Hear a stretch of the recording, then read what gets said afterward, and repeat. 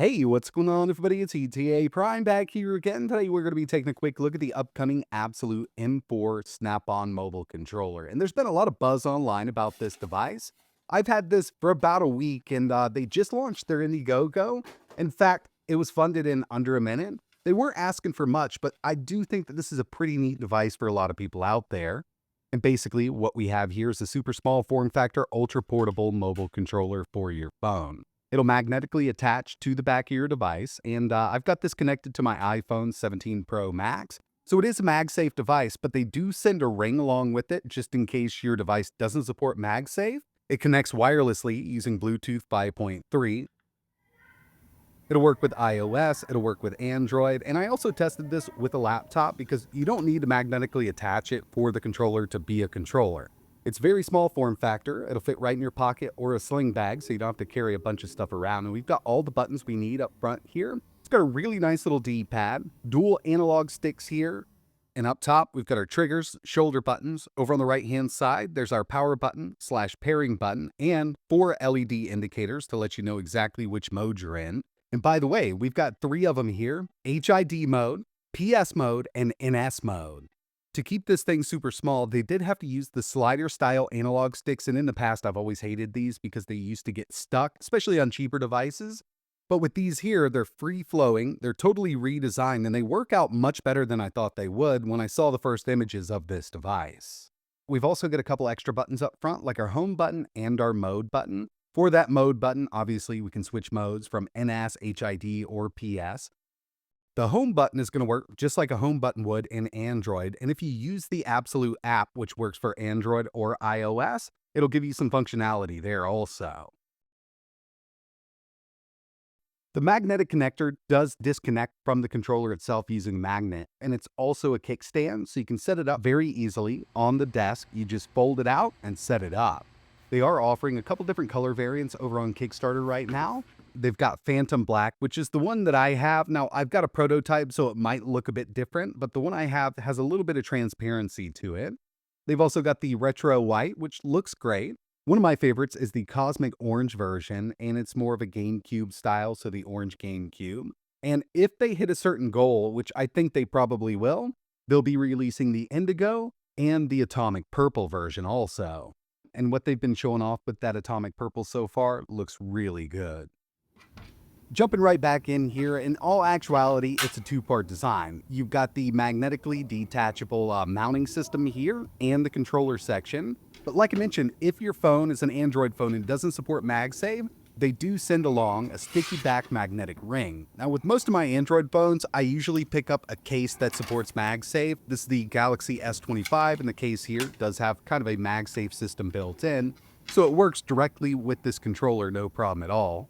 And to tell you the truth, I've been using this much more with my Android phone than I have with iOS due to the whole emulation scene on Android. Getting the controller paired up to your device is very easy. Over the right-hand side, we've got this little power button / pairing button.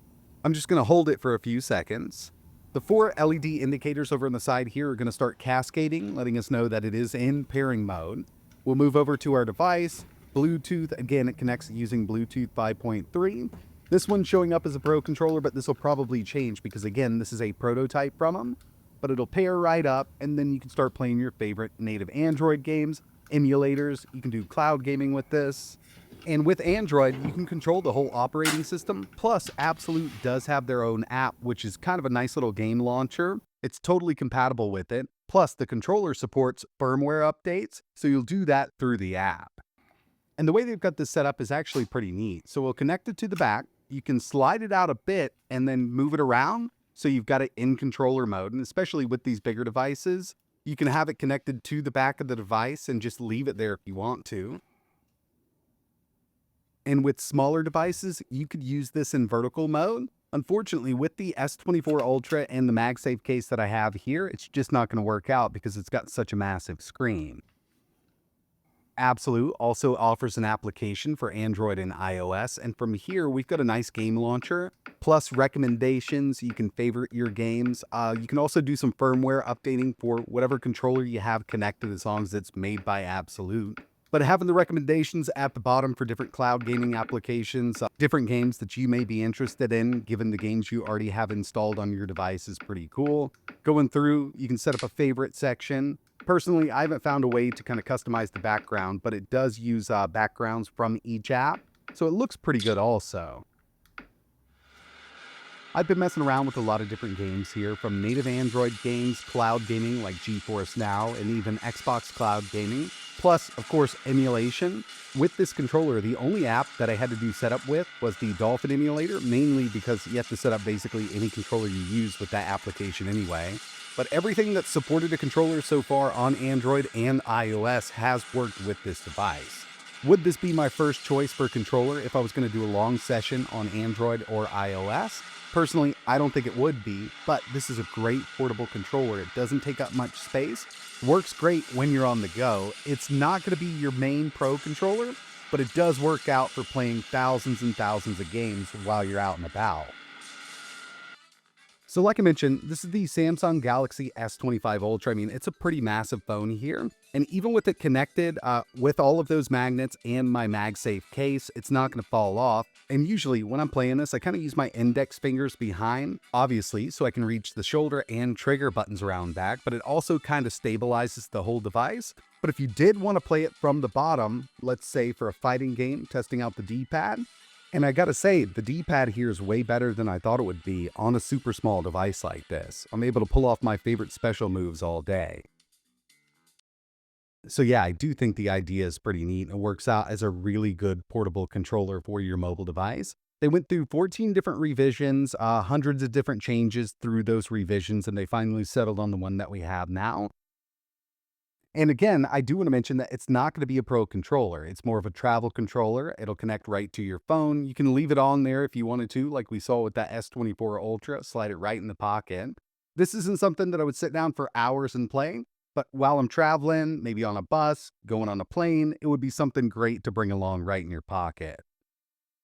The final thing I wanted to talk about here was pricing, and they did have a 72-hour early bird special for $39, but it's going to be $45 on Kickstarter. You can buy different packs, and it does look like they've reached 100K already, so they're going to be unlocking that GameCube version.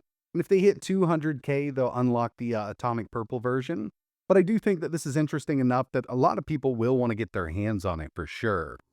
That's going to wrap it up for this one. If you're interested in learning a little more about the Abxylute M4, I'll leave some links for it in the description. Like always, thanks for watching.